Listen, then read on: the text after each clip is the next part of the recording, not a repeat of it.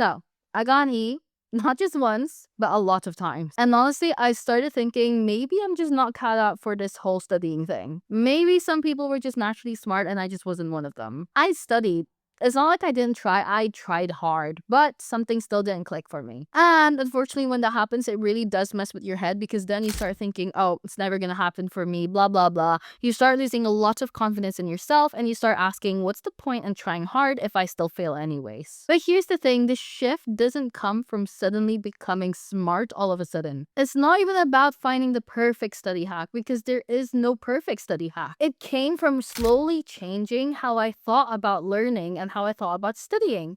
Notice how I mentioned the two things separately. That's because learning and studying is completely different in my books. Now, I do want to preface that this is not a glow-up story. This is more of a figure-it-out story. So it's not like a very glorified, romanticized thing. It's literally like a gruesome process that took me from start to finish. I want to walk you through everything, every thought process that I had that helped me to go from failing to finally making progress. Real, steady progress. When I first got my E, I obviously freaked out because, let's face it, I'm Asian. You can see that I'm Asian. And with this comes a lot of things, as in my parents doesn't want me to fail anything. And I failed.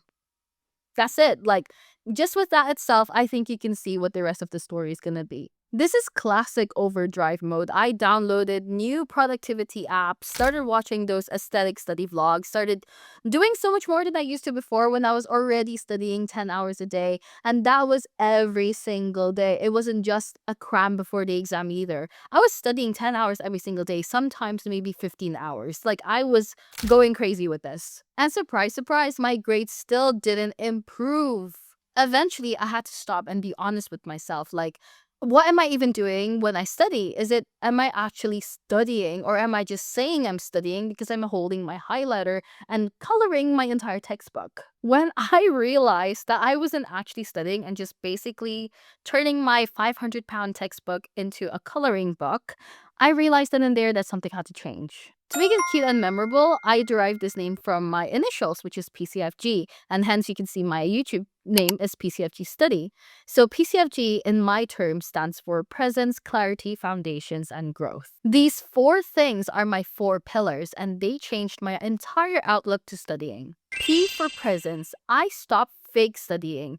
If I was going to study, I would actually study. It doesn't matter if I studied for 5 minutes, 10 minutes, 20 minutes, an hour, 10 hours, I will do it in presence. I will do it there. I wouldn't let my mind wander, which is a very difficult thing to do, but once you start training yourself to do it, you will get there eventually, trust me.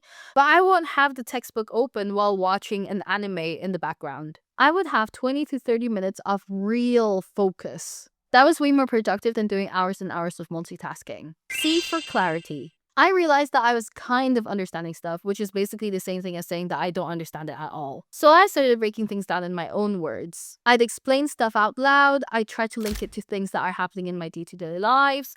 I would simplify my notes. I would draw diagrams. I would explain it to somebody when it's really just my doll or like a water ball. And then with that, it started to click in my head. And that's where the next part comes in. F for foundations. This one was big. I realized that I didn't have the foundations to a lot of the subjects that I was learning.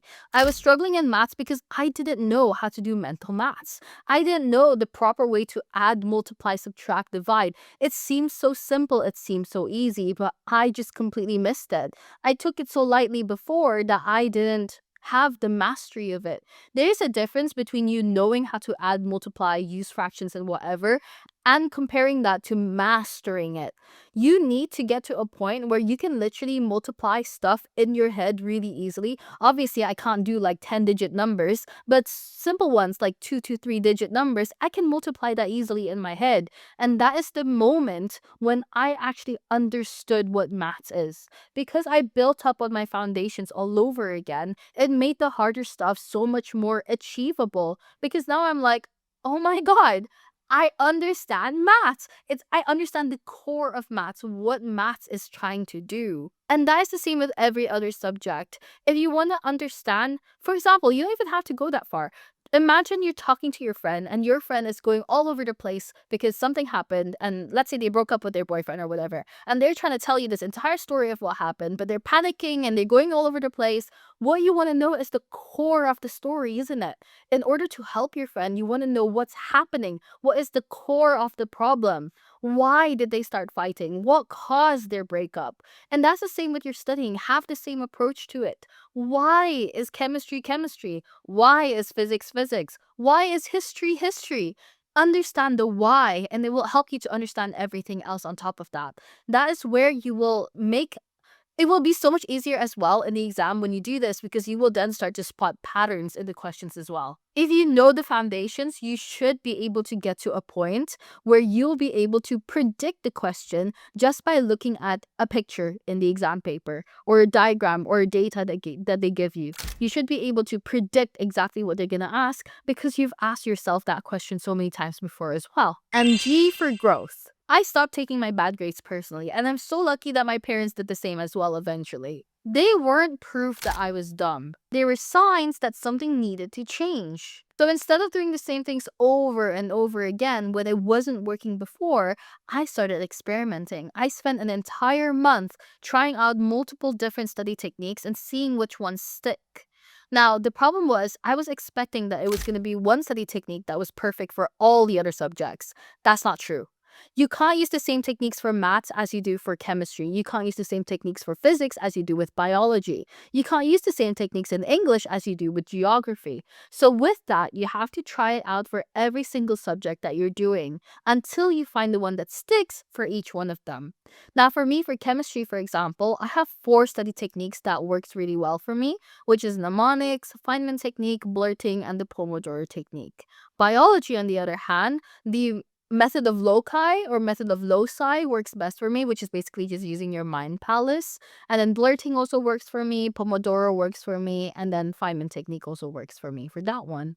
While math is literally just grinding out the past papers. So I wouldn't have realized this if I didn't spend so much time literally just trying out all the study techniques. If I could go back to the version of me that got an E every single exam, I wouldn't say work harder because that's what everyone told me to do. I would instead say you're not broken, you're just learning.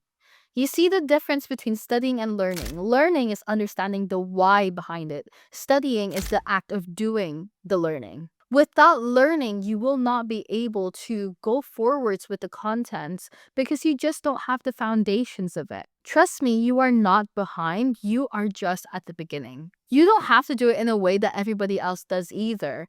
Every study technique, even all the ones that I said to you just now, it might not even work for you because you have a very different style of learning to how I do. That's why you have to try it out for yourself and find which one works for you and which ones don't. You just need to be curious, honest, and willing to figure things out. Even if it feels slow, trust me, it is still progress. Some people may pick things up quickly and you feel jealous of them, but they can also forget just as quickly as well. Others, like us, take longer to really understand something, and that's completely fine. You can use the summer in order to catch up or even be ahead.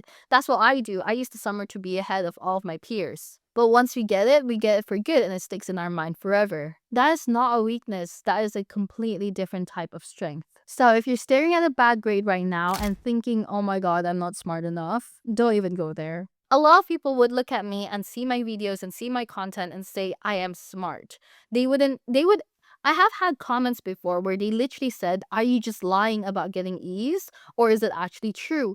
Unfortunately, it is true. And I feel like a lot of people don't even realize that you can go from an E to an A or an A plus or incredible grades that you want, whatever the grade is. You can do whatever you put your mind into. What you're doing isn't wrong. There's just some parts that you have to tweak. Grades don't define your intellectual capability. It just tells you how well you did during that time and what your circumstances were when you are doing your exams. Maybe you were feeling ill. Maybe something happened in your personal life that made the exam so much more difficult, basically. And that's life. That's what happens. It doesn't mean that you're an idiot. And the good news is you can always switch up your strategy if it doesn't work again. Be adaptable. I'm going to add another name to my name in order for me to be able to have an A in it so that I can add adaptability in my pillar as well. If this video helped you even a little bit, then please do send it to someone that you think it would help as well. Or drop a comment below if you've been through some similar things as well. I've got more videos on how I basically change my study process, so definitely stick around. No pressure though, and hopefully I'll see you in the next one. All the best, guys. Bye!